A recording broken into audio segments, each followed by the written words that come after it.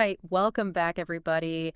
We are diving into something truly bizarre today, a job interview that's gone viral online. Yeah. And it's not your Like typical really something. career advice. It's like a kind of deep dive. Yeah. But stick with us here because I think there's a lot to unpack. Absolutely. It's like a master class in what not to do. Right. But there's also some really fascinating insights we can pull out of this about just workplace dynamics and communication styles. Exactly. So we've got this candidate. He's interviewing for a $60,000 a year job, Okay. except he's wearing the wrong color shirt. Oh, He's totally obsessed with the money. And he really wants to work from home. sounds promising. Like, really, really wants to work from home. Yeah, you see these classic missteps that can just tank an interview right out of the gate. Okay, let's start with the shirt. So he tries to match the company's logo, but he gets the color wrong, All right. which is hilarious, but it also raises an interesting point. Yeah. Why do we even care about these superficial things? Oh, first impressions are huge. And, we as humans, we're wired to make snap judgments based on, like, what we see. Right. So this candidate was trying to signal that he'd, done his research, that he was aligned with the company's brand. Yeah. But that inaccuracy, it just completely backfires. Yeah. And it really underscores the importance of actually doing your research, thoroughly. Right. And not just like this sort of generic attempt to just fit in. So it's not just about, like, looking the part. It's Right. about actually, like, understanding the company culture. Exactly. You can't just fake that. No, you can't. Okay. But things get even more interesting when the candidate, like, immediately fixates on the salary. Yes. And even kind of implies that it might not be enough for, like, his expenses and lifestyle. Right. And it just raises the question, when is the right time to talk money? Yeah, that felt a bit premature to me. Mm-hmm. Is there a way to address salary without seeming, like, greedy or unprepared? I think it's all about balance. It's important to know your worth, of course. Sure. But also remember, an interview is a two-way street. Mm-hmm. I think it's more about really focusing on demonstrating your value, Right. your enthusiasm for the role. Right. And then later on in the process, when there's like genuine interest on both sides, Mm-hmm. you can sort of tactfully inquire about compensation. Okay, so play it cool, show them what you bring to the table, Mm-hmm. and then talk numbers. Right. Got it. But this candidate's, like, eagerness for money is nothing compared to his desire to work from home. Oh, yeah? He is practically begging for it. Interesting. It's almost like he's more interested in not coming into the office than he is in the job itself. I think what's interesting here is that he actually stumbles onto something that is a real trend, in the modern workplace. Right. Which is this rise of remote work Sure. and this desire for work-life balance. Yeah. But his approach is way too aggressive. Yeah. He's basically presenting his, like, aversion to commuting as, like, a burden and a safety concern. Right. And it makes him seem very inflexible and potentially difficult to work with. He even throws in some jokes about the dangers of the road and the wear and tear on his car. So. I mean, I get it, commuting can be a pain, but come on. Yeah. This just comes off as so over the top. Yeah. So it raises the question, like, how do you actually express a preference for remote work Right. without sounding like you're allergic to an office? Exactly. So there's a balance there, right? No. Like, being honest about your needs, Mm, but also showing that you're a team player and adaptable. right. Man, this interview is already giving us a lot to think about, and we haven't even gotten to the Stanford incident yet. Oh, yes. The Stanford incident. This is where things get really interesting. This is where we get into some creative interpretations of reality. Oh, boy. Buckle up. Okay, so the candidate claims he went to Stanford. Went to Stanford. But when you dig deeper, it turns out he visited his cousin for like a couple of hours. Oh, wow. And he actually tries to argue that just being on campus means that he attended the university. Interesting. And what's even crazier is he seems genuinely confused when the interviewer calls him out on this. Oh, wow. It's like he's totally convinced himself Yeah. that this, like, brief visit somehow makes him a Stanford man. I think this is where we really get into the psychology of self-deception. Right. It's possible that he's, like, fully internalized this sort of distorted view Yeah. of his accomplishments, maybe to boost his own confidence Right. or to, like, present a certain image to the world. Right. But it's a good reminder for all of us that self-awareness is just so crucial, Sure. especially in a professional setting where honesty and integrity really matter. So there's a big difference between, like, highlighting your skills Yeah. and just straight up fabrication. Totally. Okay, speaking of questionable judgment, Buckle up for this next one. Oh, boy. When asked about his weaknesses, this candidate says, "Wait for it, women." Okay, hold on. I'm not making this up. Wow. He actually says his biggest weakness is women. Okay, now this is a sensitive topic, obviously. Of course. And the humor, I guess if you want to call it that, comes from like the awkwardness of the situation. Yeah, it's like watching a car crash in slow motion. Totally. You can't look away, but you know it's going to be bad. Exact. So what's really going on here? Yeah, what's the deal? Is it a misguided attempt at honesty? Is this a sign of just social ineptitude?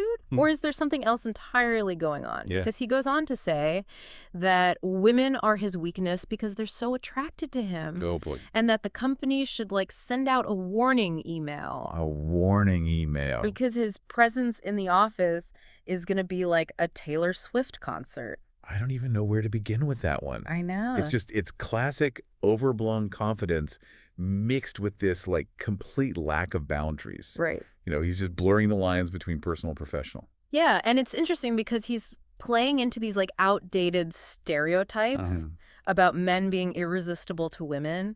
And it's like he's reducing these women to just mindless admirers. Yeah. Which is so disrespectful. And it highlights this need for self-awareness, Yeah. you know, Right. and like understanding how your words and actions might be perceived by others. Of course. Because what you might consider harmless flirting could be deeply offensive to somebody else. Right. So maybe leave the pickup lines at home.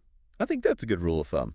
But the story gets even wilder because he uses this like supposed female attention as a reason why he needs to work from home. What? He's like, I can't be held responsible for my behavior around women. Oh, gosh. So just let me work remotely. The logic is astounding. It's mind-boggling. It's really where his arguments start to like completely unravel. Right. He's basically asking for special treatment Right. based on his own inappropriate behavior. Yeah. It's a sign that he's not taking this interview process seriously Mm-hmm. and that he doesn't understand the importance of those professional boundaries. And it's incredibly disrespectful to the company and the interviewer. It's like he's assuming they're just going to buy into this ridiculous justification, which just shows a complete lack of awareness. So many cautionary tales in this one interview. I know. But let's move on to another sort of interesting aspect of this, Okay. which is his desperation to get this job. Yes. He offers to start immediately work weekends, anything they need. Right. It's just this overeagerness. Yeah, enthusiasm is great. Mhm. But there's a fine line Yeah. between expressing interest and seeming desperate. Right. And he actually tries to like bypass the entire hiring process, Oh, wow. claiming he's ready to start right then and there. Really? Like, hello? Did you not listen when she explained that there are other candidates? Oh, right. And there's this second round of interviews? Wow. It's like this weird sense of entitlement. Yeah, it goes beyond enthusiasm. Right. It's this assumption that he's such a hot commodity Right. that the company should just disregard their procedures. It's insulting to the other candidates, too, Yeah. who are going through the proper channels. Mm-hmm. But speaking of disrespecting boundaries, we haven't even gotten to the contact information fiasco. Oh, yeah, the grand finale. This is where the candidate truly goes off the rails. There you go. Instead of providing his email address like a Mhm. normal person, Like you do. he insists on texting. Oh, And he even asks for the interviewer's personal phone number. no way. I mean, it's like he missed the memo on Professional Communication 101. Yeah. Like, who does that? It's such a blatant disregard for, professional boundaries and those established channels. Yeah. Like, he's demanding this special treatment Yeah. and trying to, like, circumvent the whole system, which is never a good look. And get this. Mm. When the interviewer politely declines to give out her personal number, Oh, no. he demands her extension instead. Wow. It's like he can't grasp this concept of boundaries or professional distance at all. I think this really sums up the whole theme of this interview, which is this complete lack of self-awareness Right. and just inability to read social cues. Right. He's just bulldozing through every interaction, Yeah. seemingly oblivious to the, like, discomfort he's creating. It's almost painful to watch. Yeah. But there's this strange fascination to it, too. Totally. It's like this cautionary tale, but it's been amplified to the extreme. Yeah. So if we had to, like, distill this interview down Mhm. to some key takeaways, Yeah. what would you say are the biggest lessons here? I think first and foremost, preparation is key. Okay. Do your research on the company, understand the role, Mm-hmm. be prepared to, like, discuss your qualifications, salary expectations in a professional way. Basically, don't wing it. Exactly. And pay attention to your communication style. Mm-hmm. Be clear, concise, and respectful. Right. It's a professional interaction, not a social gathering. Right. And maybe leave the jokes about women being your weakness at home. Yes, I was going to say that. But on a more serious note, I think this interview really highlights the importance of self-awareness and social intelligence in the workplace. Like being able to read social cues and understand these like unspoken rules and adjust your behavior accordingly is just crucial for success in any professional setting. Absolutely. You know, it's funny. This interview is so over the top and so incredibly strange that it makes you wonder, is this even real? Right. Could somebody really be this clueless? Or is this some elaborate satire? Yeah. Like a commentary on the absurdity of the modern job market? That is the million-dollar question. I know. It's hard to say for sure, but the sheer absurdity of it all does make you think. Right. You know, perhaps it's just a reflection of like the anxieties and pressures that a lot of people feel in today's, you know, hyper-competitive job market. Or maybe it's just a reminder that even in the most bizarre situations, there are valuable lessons to be learned. Absolutely. Yeah. This interview may be a masterclass in what not to do. Right. But it also gives us some, you know, really good insights into those unspoken rules of the workplace. Sure. The importance of self-awareness and the power of, you know, effective communication. So to our listeners out there, as you navigate the sometimes treacherous waters of the job market, remember the lessons we've gleaned today. Be prepared. Be prepared. Be professional. Professional. And most importantly, be yourself. Yes. But maybe not that version of yourself. Maybe not that one. Until next time, happy deep dive.